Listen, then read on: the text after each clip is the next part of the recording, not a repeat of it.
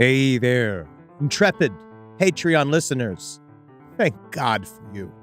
Every day I wake up and I don't go on a spree of mayhem because of you, my incredible Patreon subscribers. Hi, I'm Henry Zabrowski. I'm sitting here with Ed Larson. Hello, how you doing, buddy? I'm doing good. Big day for you today. I'm very excited about talking to this gentleman who's an expert. Well, he's a jack of every single UFO trade, which again makes him my favorite person, but also probably you got to get him in there. He's ready to talk about aliens. He's going to take over Thanksgiving. That's for certain. I would love to be at Thanksgiving with you. This is the director, investigative journalist, and the documentarian. You just made the brand new documentary, Transmedium, Fast Movers, and USOs, talking all about our submerged friends that are harassing the U.S. Navy. Everybody, this is Darcy Weir. Thank you so much for being here, man. Thanks for the intro, Henry. Ed, nice to meet you guys. Good to meet you too, Dude, Mr. Weir. Good ginger beard, man. Yeah, it's getting a little bit of white in it, but embrace it. It comes with the UFO territory, man. You learn some things and you get a few white hairs. It's like being president. Ever since I started to get mine, I feel like people take me this much more seriously. So keep them. I mean, it helps if somebody takes you seriously. So maybe I'll just dye the whole thing white, right? Dude, go full bleached. Yeah, just because maybe I'll take after my grandmother and do like a pearl head dye and then, go white on the beard. Man, and then perfect. That's like, it fits documentarian. Call me Q-Tip. Yeah, you met my bro Q-Tip. He knows everything about USOs, dog. And you're like, yes. And he can't rap. Hey, this never stopped anybody before. Yeah, that's true. So this first document, do you even try to approach what you cover within the world of ufology? It's all of it. You pretty much run the gamut of the entire phenomena within your series. Because you also run a series, you directed a series called Beyond the Spectrum, which is great. That covers a lot of stuff just within that little umbrella sphere.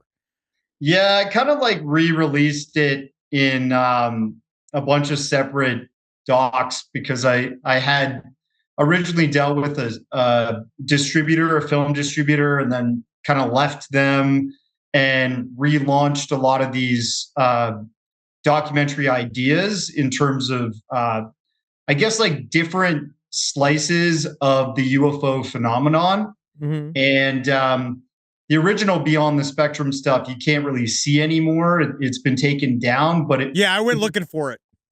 It started with the idea of things existing in our reality that were beyond our visual and our mental spectrum, right? So the human eye can see between really far in the red spectrum of the color of light called infrared. As soon as you go into infrared, you stop seeing that end of the spectrum.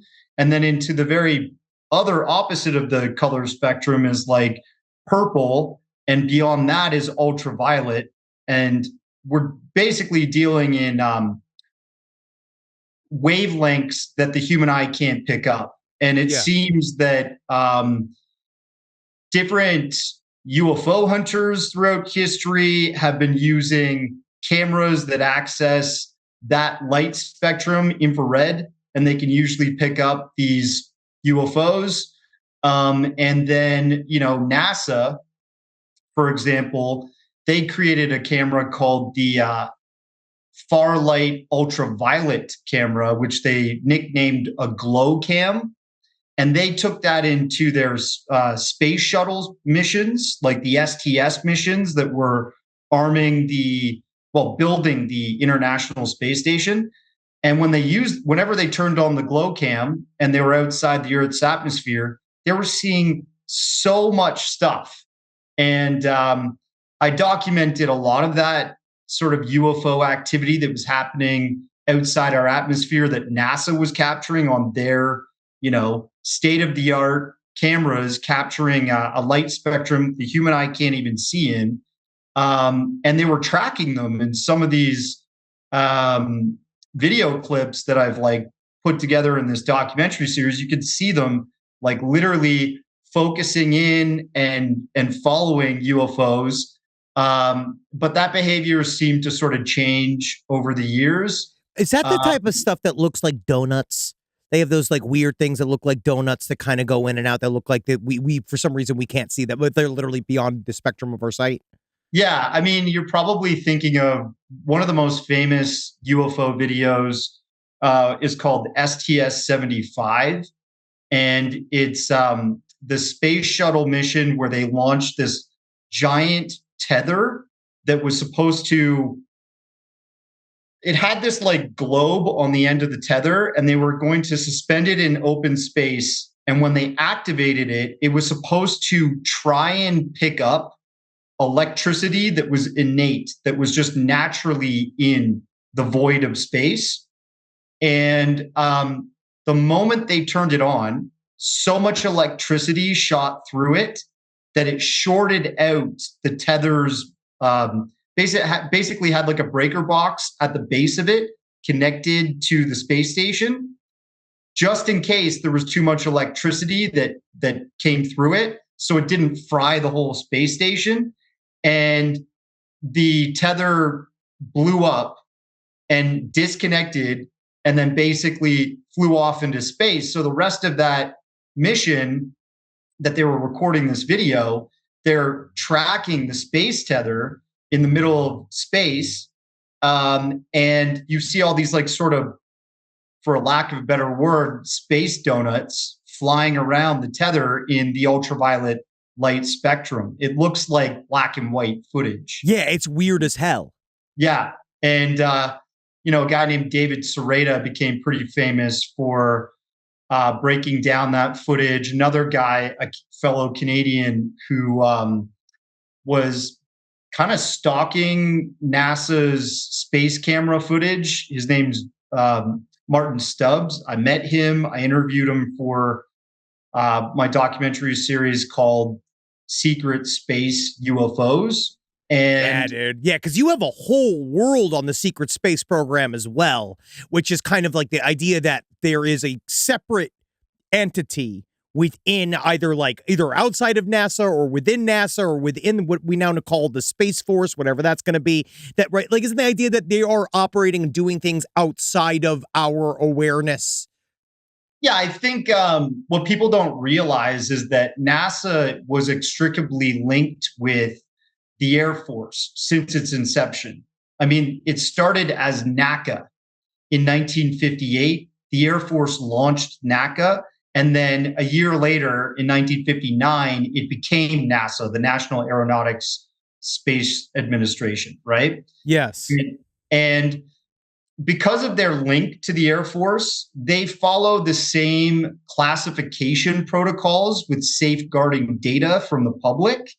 Because, look, this is the tip of the spear in terms of science. They are the military's best nerds. You know what I mean? Yes. Yes. And when these nerds, it used to be Germany's best nerds.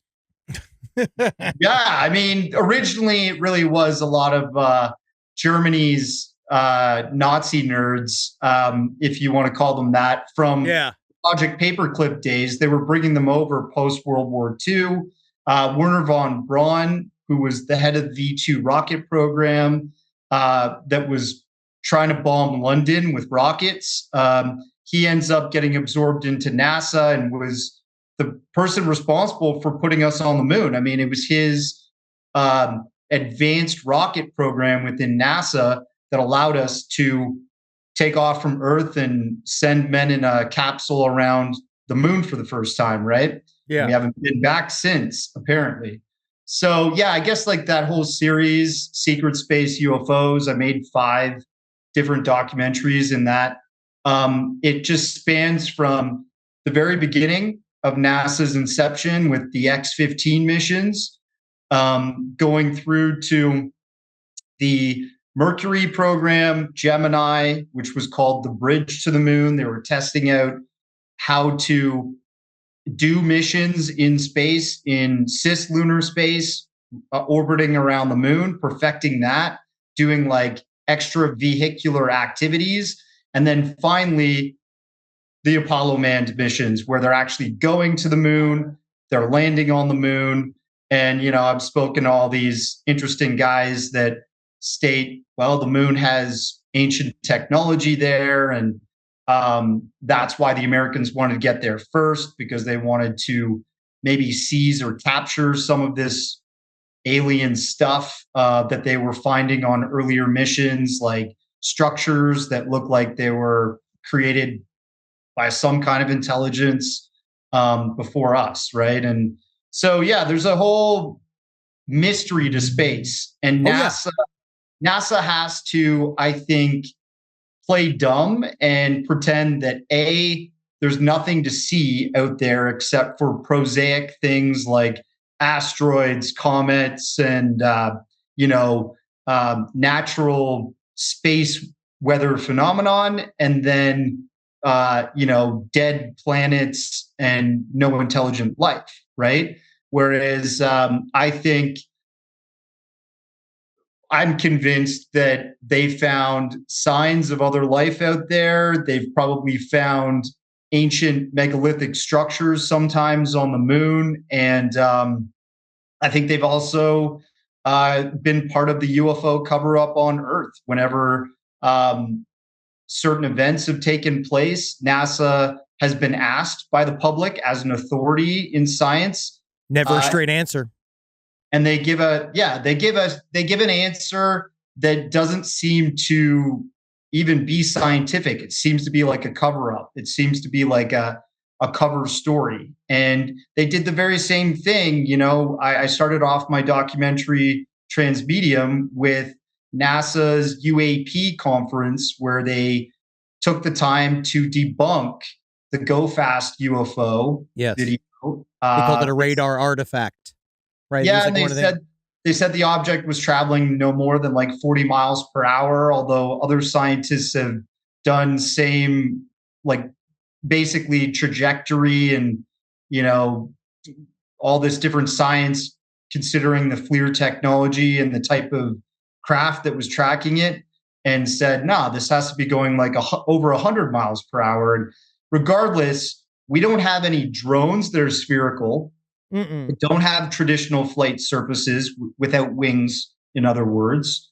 We don't have something that can fly spherically against the wind at even 40 miles per hour in the middle of the ocean, where we're carrying out these flight exercises in safeguarded, sensitive military restricted areas. Oh, right? yeah, dude. And there's a lot to unpack here, too. There's a lot to unpack because that's even faster than our submarines, where it's like they literally that's the peak of our underwater technology goes like 40 knots But at most. If it does exist, which it seems like these things do exist, why would NASA tell us? Like, shouldn't they, if they do work for our country, shouldn't they be keeping it a secret other countries don't know? I'm kind of on the other side, being like, I feel like if NASA has all these secrets, talk about a way to become the most funded government program is to being like, you got to go through to get to the aliens, you got to go through us. You got to give us a lot of money to develop a welcome center for the Pleiadians.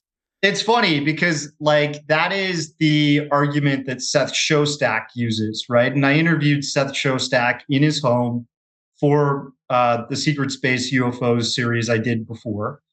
And he said, like, why wouldn't NASA admit this, right? If NASA admitted this, then they could get all this funding from the government and the whole world could get behind them, and we could get to the bottom of the alien existence in our own space, in our own atmosphere, or outside our Earth's atmosphere, right? But the thing is, right, it's just like what Ed just said, right? I think it's a complicated game because if you listen to whistleblowers or the testimony of credible people that have been studying this phenomenon, like Richard Dolan, for decades now, the cover-up, it would serve two primary missions, right? One would be to facilitate that we do not have anything exotic, that we are only using technology that is fossil fuel based, and therefore making sure that our adversaries think that we're weaker than we are. Okay. if you believe that, like, this guy, David Grush, came forward, right? Yeah. He said there are special access programs that exist. He's interviewed many witnesses that are part of them. They're not really great environments to work under. These people sign non-disclosure agreements that are binding for life, and they didn't necessarily even know it was going to be like that until they got into the program, and then they're kind of like trapped. You know what I mean? Yes. So you got guys like this coming forward, and they're saying, yes, we have crash retrieval programs, and we have for decades, like since the Pope was running the planet in the 1930s. And essentially, the cover-up facilitates making sure that any of that technology that we have been reverse engineering and we have been perfecting is ours, and that technology is protected from our adversaries' knowledge, right? Because according to a lot of the UFO lore, America's kind of we have a lot of that technology, more so than China or Russia. According to, people like David Grush and many others that have spoken before him, right? But what people will, if they listen to his recent disclosures, he's been saying that in the 1930s, for example, well before the fabled Roswell incident that happened in the 1940s, there was a UFO that crashed in Italy, and Mussolini scrambled his forces to recover the craft. The Vatican then took it, and they held it until they handed it over to the Americans, because it is, widely known at this point that the American military industrial complex are the best in the world at taking on projects like this. Because we got the money. We got the money, baby. Look at that military budget every year. It's like almost $1 trillion. Okay, it's crazy. Yeah, it's fantasy money. It's not even. We're at a point where you're just like making up a number, and they could just get that. They just make the money for them to have. Yeah, it's like make it happen, and they make it happen. They probably are trying to reverse engineer some of this stuff that they've caught, but you listen to guys like Bob Lazar. He's a really interesting person who's whistleblown on his experience with a supposed reverse engineering program. Some people say, oh, I don't believe him. But in the end, I think he definitely experienced something. It's a possibility that some of the information that was presented to him was false in order to, use some form of counterintelligence just in case their personnel leak this in the future. Mm-hmm. But I think he still went through something trying to analyze an exotic crafts propulsion system. And it's like that was the 80s, but even then, we've got AI and all kinds of technological advancements now that can help us discern what this stuff really is. I think disclosure may come with, the help of AI in some way. Can I ask that? Where is our hard disclosure? Like, I know that we've been threatening. Grush has been saying that there's good. Well, I guess the term now is catastrophic disclosure.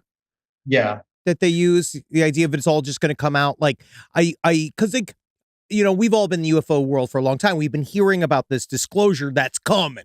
They're like, it's coming, it's right around the corner. And we haven't got it yet because obviously it seems like we had a hard time with a novel virus. I don't know if we're going to have a really good time with aliens or like wrapping our head around I don't aliens. think we will. And I think we'll have a hard time with the next pandemic because people just it's like we're at an all-time mistrust with our government. If you look at the history of this phenomenon, things happened in 1947 where the Air Force came forward and said, we recovered a crashed flying saucer. The next day, they republished the stories saying, oh, no, it was just a weather balloon. Yeah, I mean, fucking assholes. Weather balloon my ass. Yeah, As far and I as I'm mean, concerned, that's a racist term in ufology. right, exactly. But that racial slur was widely accepted back in the day because people believed their government. People were, everybody was a countryman, right? Now we can't agree on anything.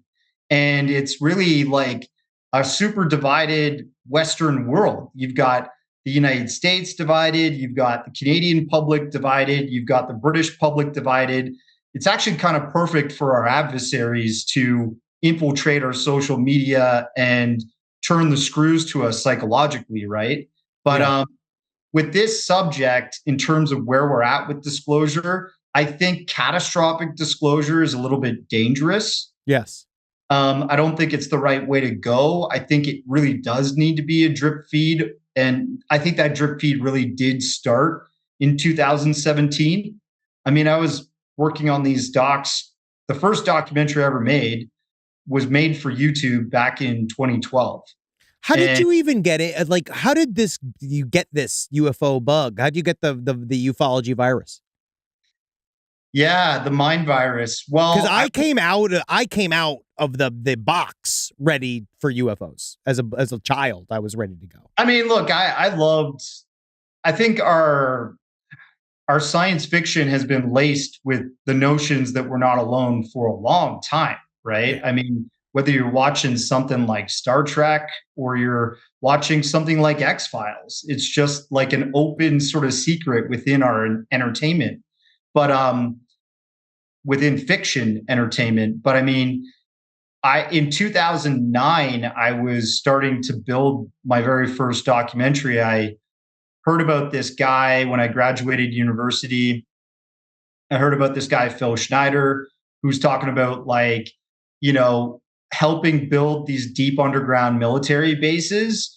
And in the midst of his construction efforts, doing some geological surveys out at the Dulce, New Mexico area where that old Archuleta Mesa, the Dulce Archuleta Mesa is located. He came into a cavern that had these like evil aliens and they started a firefight and he got blown open. Yeah, and sweet. He had a Walter PPK with a 9-shot modified clip and he I went in there the aliens. and I'll show you the scars. And then when he does that thing where it's like, it kind of felt like what Bob Seger does Against the Wind when he shows the scars, everyone's just like, yeah, I knew he'd do it. Yeah. And he's like, this is my hand now. Yeah, I know. It's like, oh shit, aliens fucking blew this guy. Yeah. We're like, oh my God, those aliens flayed our man. But he's fascinating though. We wanted to cover him honestly on the show, but his story is extremely tragic. Like Phil Schneider's story is very, very sad. It's a scary story because, in my opinion, there was some truth to what he was saying, but obviously he beefed it up with this sort of like James Bond / Rambo character that he created for himself at these UFO conferences back in the day. And look, like these UFO conferences are still going on today. He started. We're gonna be at one. We're gonna be at Contact in the Desert. There you go. Yeah, we're gonna be living it up with pistachios in our hands at the best UFO conferences in the country. I fucking can't wait. Honestly, it's gonna be a blast. But Phil started this interesting lore, and he. Really, would you say that the Dulce Bay story was basically was discovered by Phil Schneider, or in terms of like that's what put it into the lexicon, like the Dulce Wars? And you got to understand that even the Manhattan Project was being carried out in that area, right? The Los Alamos, the city of science that was created to build the original nuclear bombs. That was all out that way before, Dulce, New Mexico was just along the way. And there's rumors that there's, an underground rail system that connects Los Alamos to Dulce, New Mexico's supposed base. I'm still like a firm believer that there's something under the Archuleta Mesa out there. There's, look at the people that live there. they still talk about all kinds of really creepy stuff that they see at night, ant people, and like you got the skinwalker lore out that way. You've also got UFOs that are being seen coming over the Archuleta Mesa all the time. And it's like a little city. It is. Yes, Paul Benowitz, this famous guy that got duped by Richard Doty. He talked about the Dulce, New Mexico, Archuleta Mesa paranormal phenomenon until his demise. So it was like, it's been something that's been pretty speculative, but there seems to be something there. And his story is tragic because he dies. And, we just want to know, was he onto something? Was he suicided, or did he really take his own life? I mean, what was it? Because wasn't he strangled by his own oxygen cord? Like he did look catheter, yeah, which is grisly, right? That is a horrible way to go. And it does seem like a whack style. You already have murder. A catheter. Come on, leave the guy alone. If you're getting choked, but if someone chokes you with your catheter, they're mad at you. Yeah.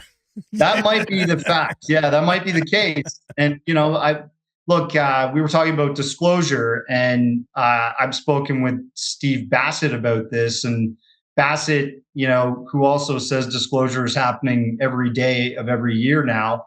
But the big D disclosure from the president never actually has happened. Yeah. He also has said, you can strangle yourself with your own catheter cord if you really want to. And it's like, yeah, but there was just so many other things. Like when I first started that documentary, full circle here, you're asking me how I got into this.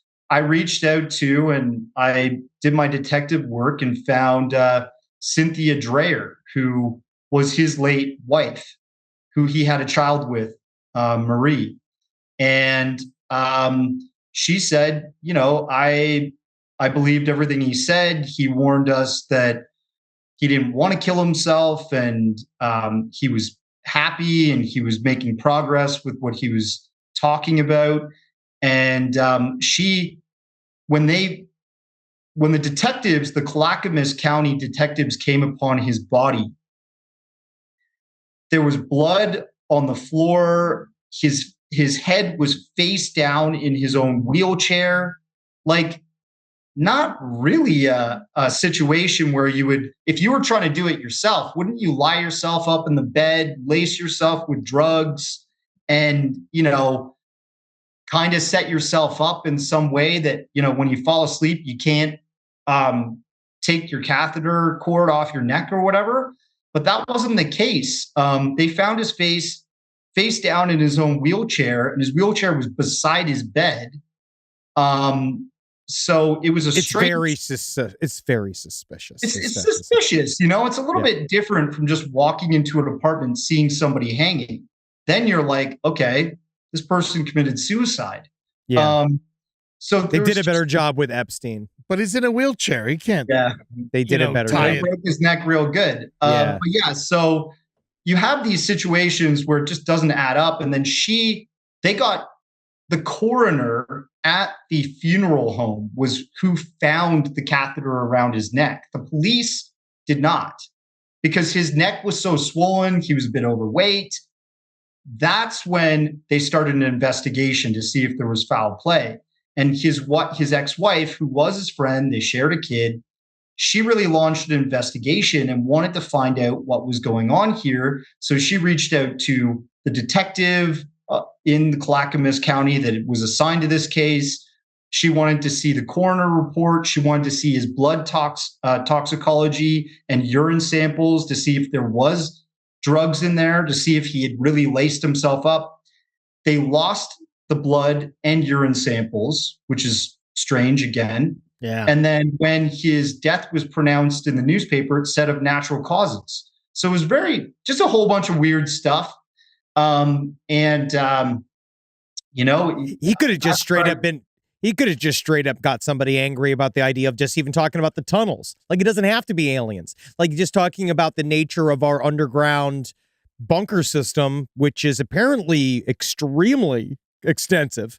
Like, like all of these giant boring companies, literally what they're called, like these big, huge, like that's like a the entire conspiracy theory is within the world of the companies, the construction companies that build our super secret underground bases are like, that's like where the secrets are. Like that's actually where the secrets. Yeah. In those safes. Do you worry about this? I mean, you've made what? 10 documentaries? Like 20. 20. Do you worry about this happening to you? Do you feel like you're being watched? Well, I released Transmedium, and the week before I started speaking to people on shows like this, my main desktop that I do all my editing, and I'm like, compiling all my video footage and graphics and visuals and 3D effects and stuff, was hacked. I literally walked into my office, turned on this OLED TV screen I use for my editing, and the mouse was moving, and they were inside my email and going into my Google Drive. It was like the creepiest thing I've ever walked into. And I have a whole life prior to producing this stuff. Yeah, you have another life. You have an outside of UFO life. Yeah, I worked in IT, like I just worked for corporate head offices, and security is important when you're working at these places. And I never. So you're saying that UFO documentaries haven't made you a multi-millionaire?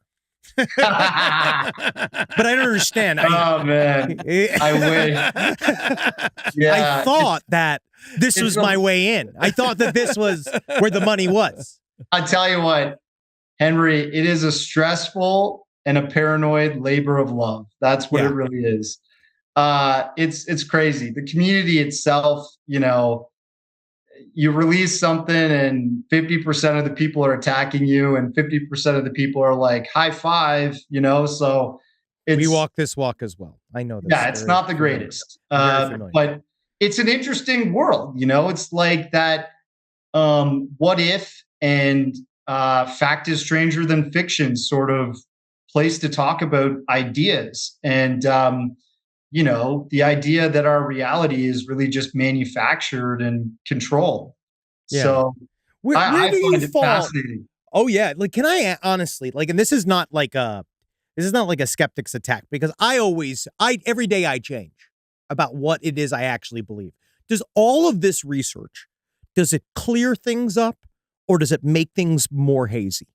Like, I'm both like, the more I read, the more sometimes I wonder, because I'm become like a Robert Anton Wilson style, an agnostic across the board, where I'm like, just fucking anything but bore me, let's just have it be something fun, Yeah. Put some salt on my meal, maybe sprinkle a little bit of Bigfoot in my life today. Yeah.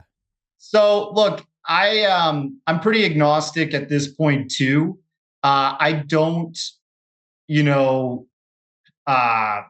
have some allegiance to any certain person or sort of a spiritual belief. I'm actually skeptical about spiritualism and all that stuff. I would say that I'm more of like a science-minded person. I'd like to think there's something physical to this phenomenon, but what's the thing you think that you learned? Like, what is all of this years? What's like a thing that's like been elucidated by all of this research? Well, look, if we get more testimony from people like David Grush, I think that would elucidate the idea that what many people have been saying over the decades is true, that we are interacting with a non-human intelligence on the planet, whether that's, the War of the Worlds, Orson Welles, style ET, extraterrestrial, or just something that lives in our oceans that's non-human, and that's what kind of the Transmedium documentary is about. It's like, what if there's something that's here, and it's like, it has mastery of a domain, not only in our skies, and we've been talking about that for many decades, seeing things, UFOs flying around in our atmosphere, but maybe the oceans, which is 71% of our planet. Yeah. And it's out of sight, out of sound, just like these underground bases would be, right? I think there's a lot of things that I initially probably believed, but now I'm kind of like, like I probably believed that Phil Schneider got into a firefight with aliens, but now I'm like, no. Yeah, right? sure. And I initially believed Billy Meyer's story, but then you talk to guys like Mr. Horn, and I'm like, woo, crazy. See ya. Yeah. Bing, bing, bing, bing. It's nice that you could still have crazy alarms. Isn't that nice after all of these years? You still can be like, all right, you're crazy. Yeah. But look, Men in Black, right? That phenomenon of somebody showing up to an experiencer's front door, whether that's them just seeing a UFO and taking pictures of it somewhere over North America, or people that have actually witnessed extraterrestrial beings and been harassed by Men in Black. I think that's a real phenomenon. And I think what the Men in Black are is just many different servicemen within our intelligence or our security agencies. So you've got, your first line is Air Force OSI, Office of Special Investigations. They would probably be trying to cover up special craft, high technology craft that the United States Air Force is testing out. Therefore, they go out, they convince you it's a UFO you looked at. Oh, we need those pictures. It's for national security. They confiscate your data. Mission complete, right? Yeah. Then you got guys like John Callahan, who worked for the FAA, I think. And he was, read into the whole JAL Airlines, Japan Airlines incident over Anchorage, Alaska, where an object the size of 2 football fields that looked like a giant glowing sun in the sky emitted 2 smaller UFOs. The Japanese pilots were doing circles to try and evade these UFOs that were shooting lights into their cockpit. Like, it was extremely stressful, that thing. That was all recorded by the FAA. Guess who comes in to confiscate that and hold a special meeting with John Callahan and all the upper brass that were investigating that commercial flight incident? The CIA, right? So that's a different layer of security that wants to control this subject. So you got the FBI, you got the CIA. The FBI is like the old wink, wink, nudge, nudge, X-Files type people that are the G-men. Yeah. G-men, right?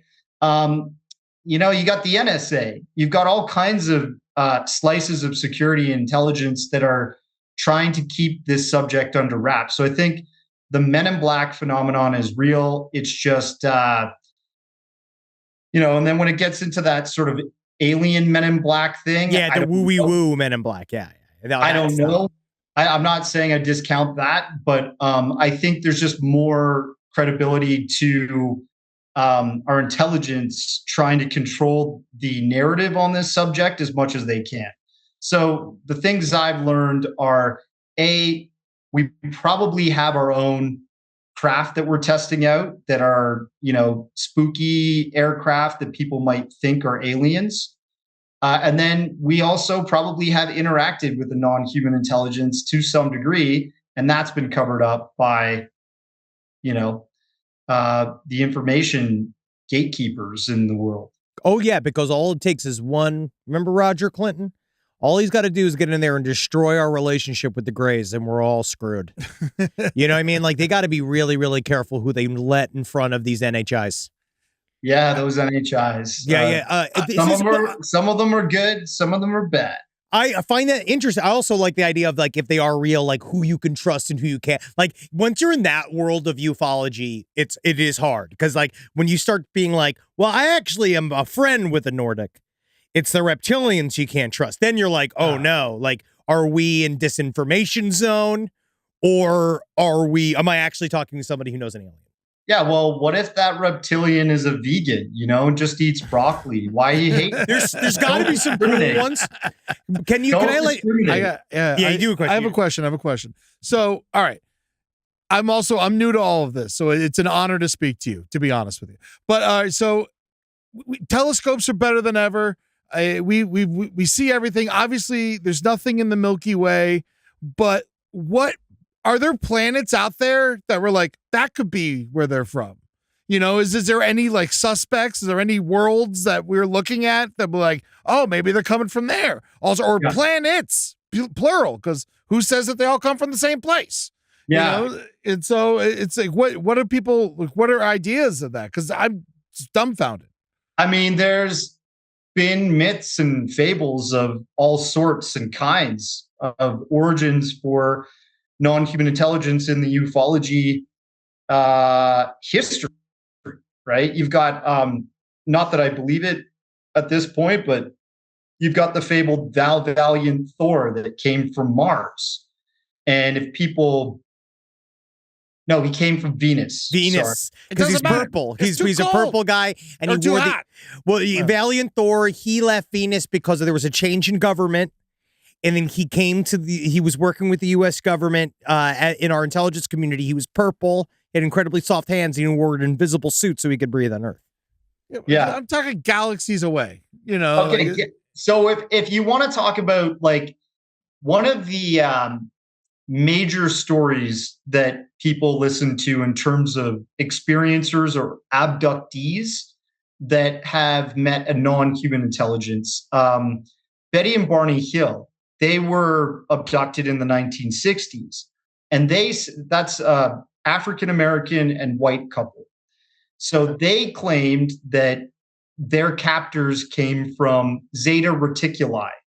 Now, the interesting thing about their story, which kind of blew the socks off of some of the researchers at the time that looked into this, when Betty was just describing the star system that they were from, these non-human intelligence, they stated that they come from a binary star system, which at that time in the 1960s, we didn't even have the technology in astronomy to identify that Zeta Reticuli is actually Zeta Reticuli A and Zeta Reticuli B, a binary star system.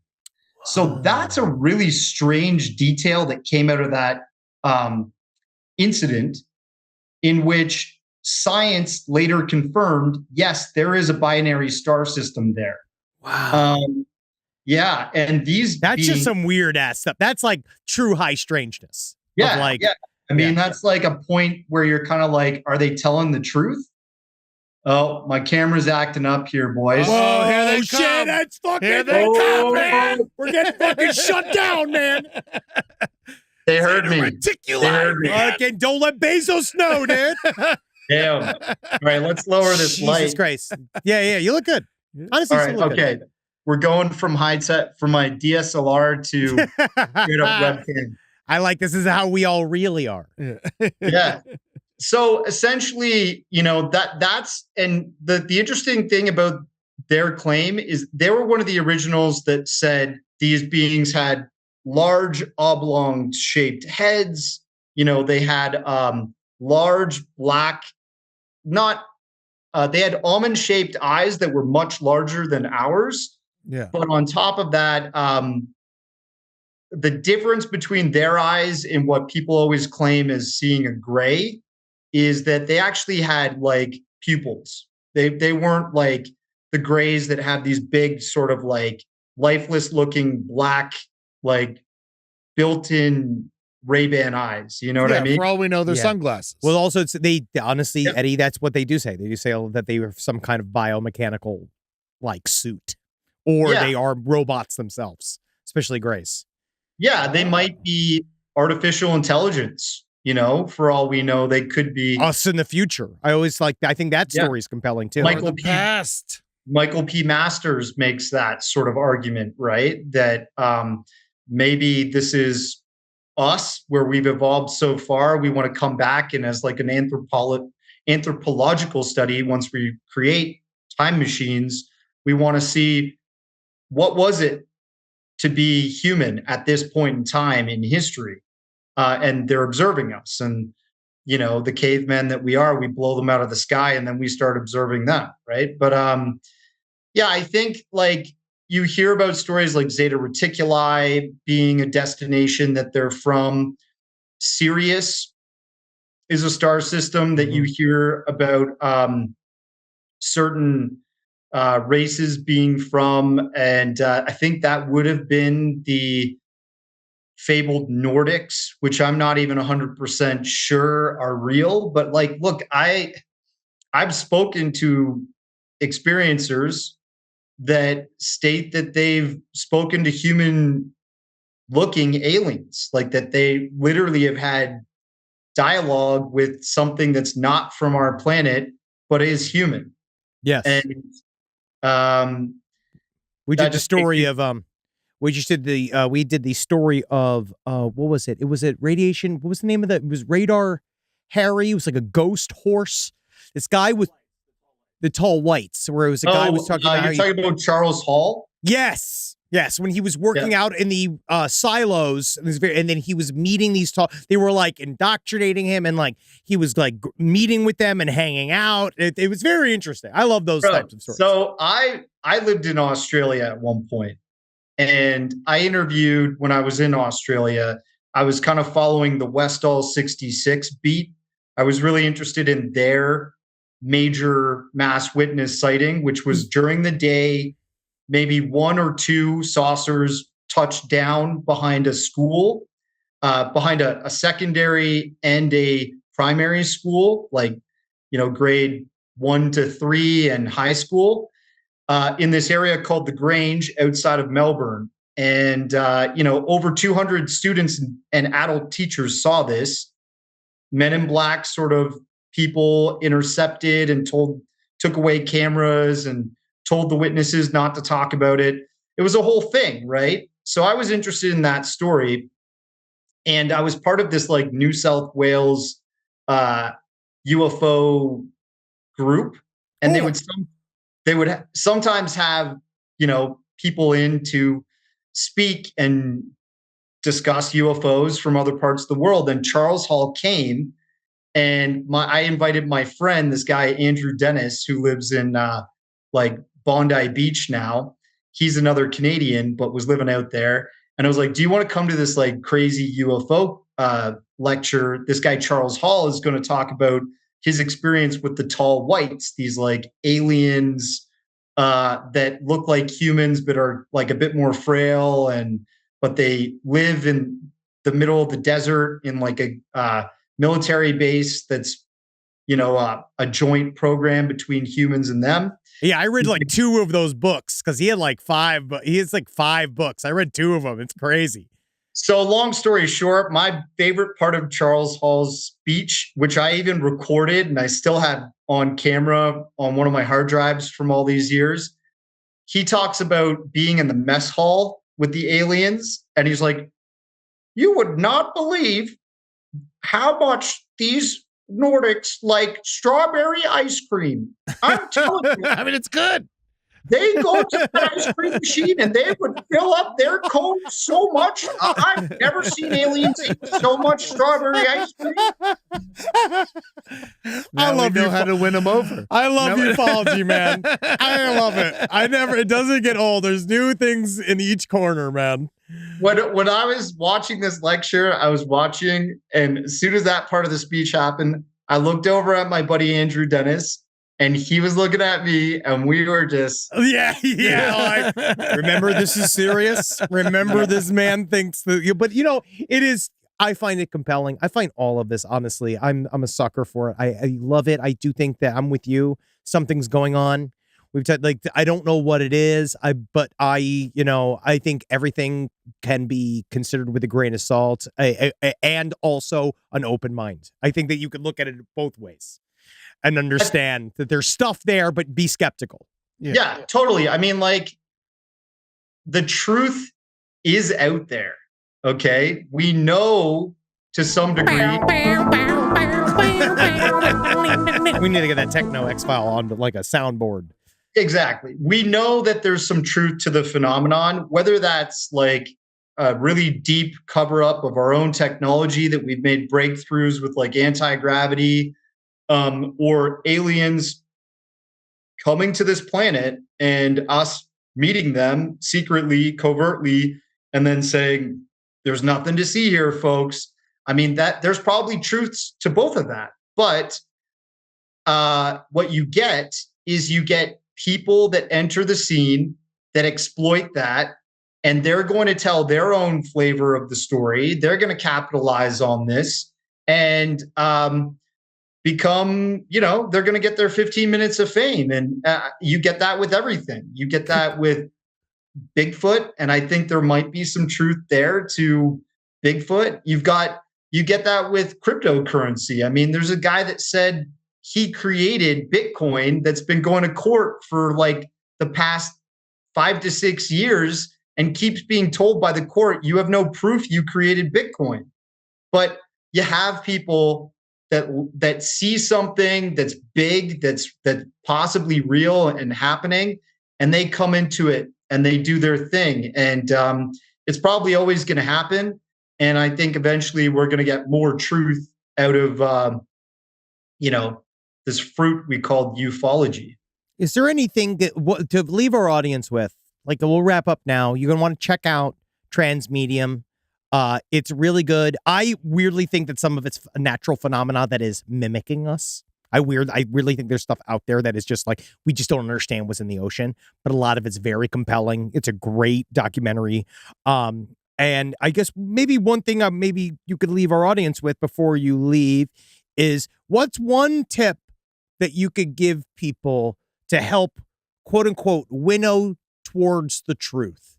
Like, what's a way for people to look at a bunch of information and say, like, and try to figure out what is real and what is not real? Or like, you know what I mean?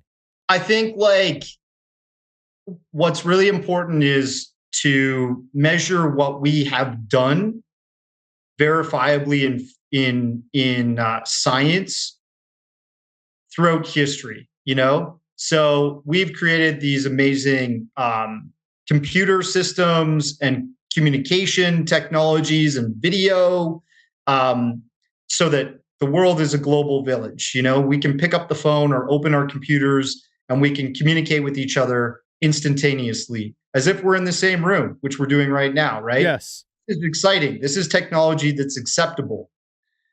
But then what powers all this stuff that we're communicating with around the world? It's a fossil fuel industry. So I think what you can look at in terms of technology, I think there's a type of technology that's accepted, that's protected by our worldwide economies so that we live within this box. And I think it's true that we're kept there. And I think there's a possibility that we might be broadening that spectrum of belief, that spectrum of truth as we go into the future, because artificial intelligence is going to speed up the progress of everything. I think AI, unless it turns on us and there's some kind of catastrophic 9/11 type of event that spurs from AI, I think we're going to have advancements pretty quickly in things that in the public we've been not allowed to have, right? So fusion energy, we did the breakthrough with that recently in the UK. If you have artificial intelligence pushing that further and synthesizing that to a greater degree for cheaper, we could be getting like renewable energy that completely changes this old world of fossil fuel economy. And I think opening up our consciousness to the idea that we're not alone in our universe, not alone in our on our planet to some degree, that will allow us to open up our sciences, our mainstream academic sciences, and allow us to push out into space like we haven't done before, like really start to try and, Elon Musk wants to colonize Mars. I think that will become more of a reality. Mm-hmm. When we Bring a start jacket. Yes. Yes. So I think that's when you start to think about disclosure, it might aid in our ability to navigate the cosmos, so to speak. Yeah. And that might be a reason why the Pentagon or people within the military industrial complex and intelligence agencies want this to be broadened and more widely known in society, because it will help, push mankind to a new era and allow us to accept certain scientific truths that weren't accepted before. That's really great. Mr. Weir, thank you so much for being here with us. Eddie, you want to leave with anything? I'm very happy to have met you. I think that personally, as a new UFO guy, I think the concept of aliens and UFOs being here make a lot more sense than God. And so it's interesting for me to learn about this stuff. I'm excited for when we can finally become the aliens and go to other planets and find aliens ourselves. Dude, we already are, bro. We're an alien. We're aliens on this rock, bro. Look at octopus. Exactly. Dude. I mean, I also feel like the Earth is 4 billion years old. There could have been societies in the past. Whoa. Now he's gonna get into. We're losing him. I mean, dinosaurs are 65 million years. We can barely find those bones. He's turning into Graham Hancock. We got a Graham Hancock. We got a Graham Hancock. We got to get Michael Primo on the show. Yes, I do. Michael Primo. It's been an honor to meet you. I can't wait to hang out with you. Thank you so much. We should do a couples massage at the Contact Festival. Let's do it, man. You can trust him in the dark. You can trust him in the dark. Dude, thank you so much. Check out Transmedium. It's on Amazon Prime. That's how I rented it. And it's a great. And then, honestly, if you want to know anything about UFOs, he's done it. So you just go through the lexicon. Is there anything you want to plug? Is there with socials, or is like a website you want people to go to? Yeah, sure. People can hit me up on Twitter. It's at Occult Journeys, which is my studio name where I develop all these really crazy documentaries about. And my website's occultjourneys.com. And then it's Darcy Weir Films on Instagram. So, dude, see you at Contact. Let's hit up some lectures and learn. Yeah, absolutely. I love it. I'm there to learn. I can't wait. Yeah. I'll be bringing vape. Don't worry, man. Woo, come on, bro. Dude, thank you so much. Yeah, good to meet you, Henry. Guys, pleasure. Rise from your grave. And that was Darcy Weir. He did a good job. Yeah, I like him. I you know what? I trust him. You know what's funny is that he might know a little bit about the UFO phenomenon. You think so? I sometimes wonder, because I know everything he's saying. Mm-hmm. He went through a bunch of different concepts, and it's like, yep. I started to recognize a couple names. See, but I still don't. I couldn't tell you what they are now. I'm going to send you some more documentaries. I like documentaries. Not pornography. I like documentaries. Yeah, me too. I prefer documentaries. Yeah. So thank you, Patreon subscribers. Wow, you individually are the aliens. Yep, you're them. Yeah, you don't know it. I'm telling you now. Call the government on yourself. That's right, man. You are the ones. I already did it. Yeah. Called the government on you and your family. English isn't real. What you actually are hearing is, and it just sounds like these letters. I know less now. Goodbye, everyone. Hail Satan.